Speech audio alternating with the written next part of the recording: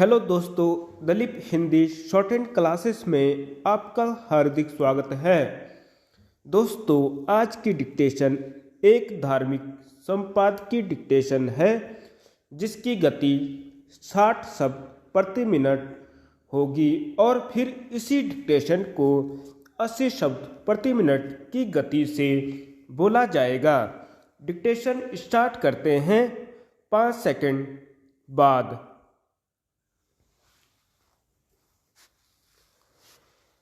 ज्ञान और भक्ति। ज्ञान और भक्ति वास्तव में एक दूसरे के पूरक हैं। ऐसा इसलिए क्योंकि ज्ञान के बिना श्रद्धा जागृत नहीं होती। श्रद्धा से उत्पन्न भक्ति के बिना मनुष्य प्राय अपने जीवन पथ से भटक जाता है। ज्ञान प्राप्त करने के बाद मनुष्य यदि भक्ति में रमता है तो वह ईश्वर के मार्ग से विचलित नहीं होता। ज्ञान से ही मनुष्य को यह पता लग जाता है कि वह ईश्वर का अंश है और वह अविनाशी, चेतन और निर्मल होते हुए भी संसार में माया के वशीभूत होकर सांसारिक गांठ में बंध गया है। अज्ञान के अंधेरे में उसे यह गांठ नजर नहीं आती, इसलिए मनुष्य इसे खोल नहीं पाता और जन्म मरण रूपी आवागमन में फंसा रहता है।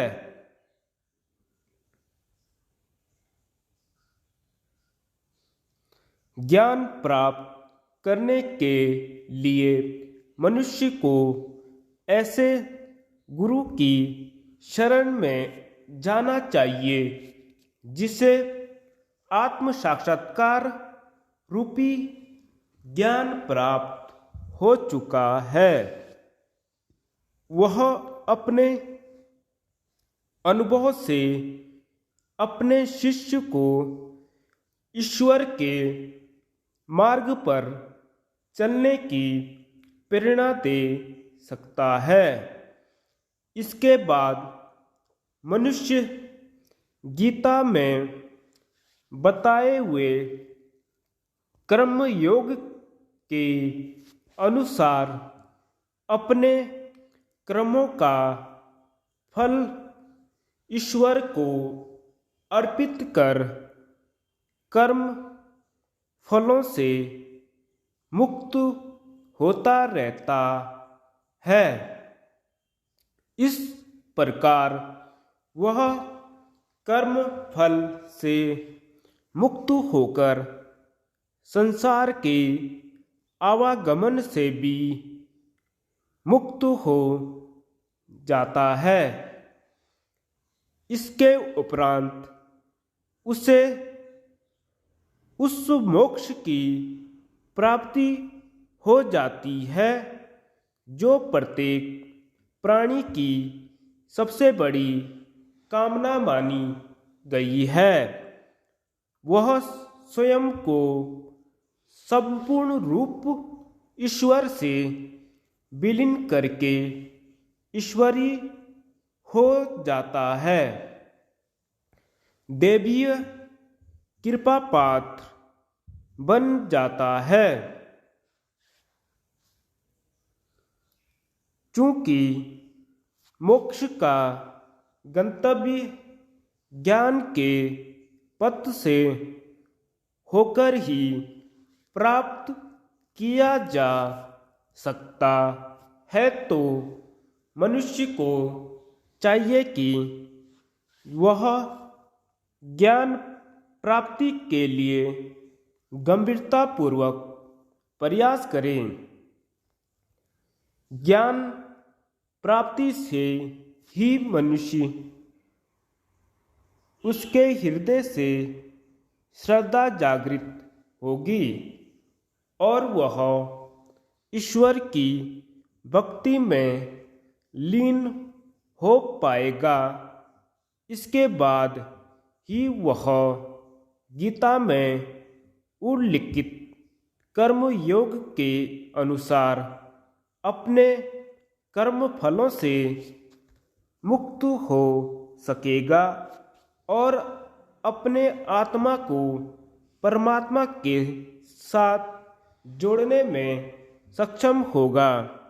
आत्मा की कड़ी को परमात्मा से जोड़ना ही तो जीवन का सबसे बड़ा लक्ष्य है। 80 शब्द प्रति मिनट डिक्टेशन स्टार्ट करते हैं 5 सेकंड बाद। ज्ञान और भक्ति। ज्ञान और भक्ति वास्तव में एक दूसरे के पूरक हैं। ऐसा इसलिए क्योंकि ज्ञान के बिना श्रद्धा जागृत नहीं होती। श्रद्धा से उत्पन्न भक्ति के बिना मनुष्य प्राय अपने जीवन पथ से भटक जाता है।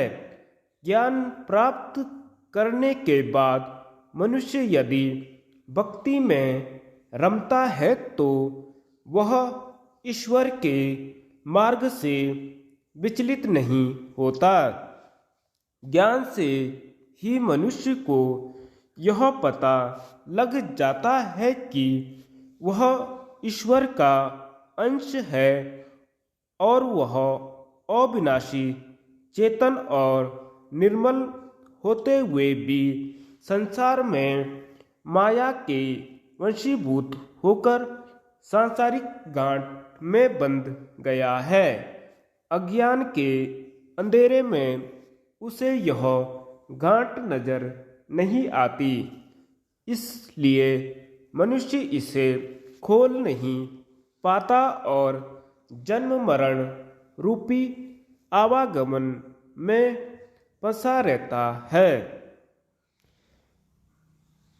ज्ञान प्राप्त करने के लिए मनुष्य को ऐसे गुरु की शरण में जाना चाहिए जिसे आत्म साक्षात्कार रूपी ज्ञान प्राप्त हो चुका है।